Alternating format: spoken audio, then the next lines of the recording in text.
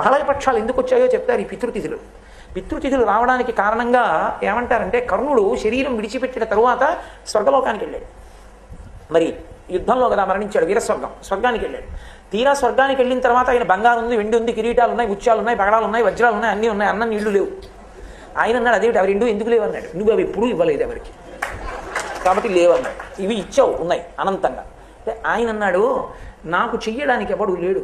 ఎందుకనంటే మహాభారత సంగ్రామంలో అందరూ చచ్చిపోయిన తర్వాత బ్రాహ్మణులు నించోబెట్టి కృష్ణ భగవానుడు పేర్లు చదివించాడు, ఒక్కొక్కరి పేరు చదివిస్తే నువ్వులు నీళ్లు విడిచిపెట్టారు. వాళ్ళు ఉత్తమ లోకములను పొందుగాక అని ధర్మోదకం, ఆ దాహం తీరడానికి నీళ్లు వదిలేరు. వదిలితే అందరి పేర్లు చదివితే ఒక్కొక్క పేరు చదివితే మావాడే అని ధృతరాష్ట్రుడు తెలివాడు, మావాడే అని ధర్మరాజు తెలివాడు. కర్ణుడు అన్నాడు, మావాడు కాడన్నాడు ధృతరాష్ట్రుడు, మావాడు కాడన్నాడు ధర్మరాజు.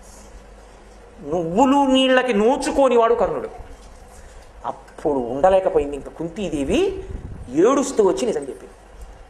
ఆయన నా పెద్ద కొడుకు ధర్మరాజా, నీ అన్నగారు నువ్వు విడిచిపెట్టాడు.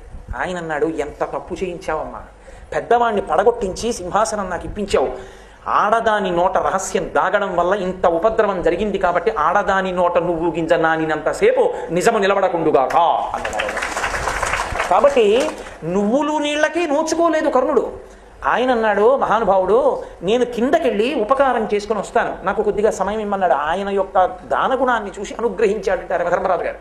అప్పుడు కిందకు వచ్చి ఆయన ఒక 15 రోజుల పాటు ఉండి చలివేంద్రాలు పెట్టి, అన్నశాలలు పెట్టి, నీళ్ళు ఇచ్చి, అన్నం పెట్టి మళ్ళీ వెళ్ళిపోయాడు.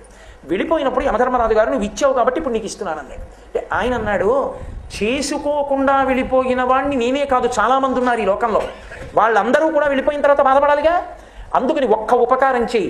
ఏ 15 రోజులు నేను శరీరం విడిచిపెట్టిన తర్వాత కూడా భూమండలం మీదకి వచ్చి ఉపకారం చేసుకున్నానో నాకు నేను, అలా ఈ పితృపక్షం అంతటి కాలంలో ఈ 15 రోజుల్లో ఏ తిథి నాడు ఏ బంధువులు శరీరాన్ని విడిచిపెట్టారో వాళ్ళ పేరు చెప్పి ఆ రోజున కొడుకులు కానీ మనవలు కానీ ముని మనవలు కానీ ఏదైనా ఒక ఉపకారం చేస్తే, ఒక దానం చేస్తే అది వాళ్ళ ఖాతాలో పడేటట్టుగా అనుగ్రహిస్తానన్నాడు. తల్లి కాని, తండ్రి కాని, పెదనాయన కాని, పినతండ్రి కాని, తాతగారు కాని, ముత్తాతగారు కాని పడిపోయిన తిథి తెలియకపోతే, అలా తెలియనప్పుడు మహళయపక్షం అమావాస్య నాడు పెట్టేసేయమంటారు. అందుకే దానికి మహళయ అమావాస్య అని పేరు. అసలు అమావాస్య నాడు మధ్యాహ్నం 12 గంటలకే పితృదేవతలు వచ్చి గుమ్మం ముందు నిలబడతారు నీళ్ల కోసం. మహళయ అమావాస్య నాడు ఎవరి పేరు మీకు తెలియకపోయినా, మా తాతగారు ఎప్పుడు పడిపోయారో నాకు తెలియకపోయినా, ముత్తాతగారు ఎప్పుడు పడిపోయారో నాకు తెలియకపోయినా, నేను ఒక్కసారి మా పెద్దలందరినీ స్మరించి అమావాస్య నాడు స్వయం పాకం ఇచ్చాను అనుకోండి, అమావాస్య నాడు ద్రవ్యం ఇచ్చాను అనుకోండి, అమావాస్య నాడు ఉదకధార విడిచిపెట్టాను అనుకోండి, విడిచిపెడితే అది బంధువులందరికీ చెందుతుంది. కాబట్టి ఉన్నవాళ్ళు వెళ్ళిపోయిన వాళ్ళకి ఉపకారం చెయ్యగలిగిన ఏకైక రోజు మహాలయ అమావాస్య. పితృపక్షంలో ఈ రోజు చెయ్యాలి.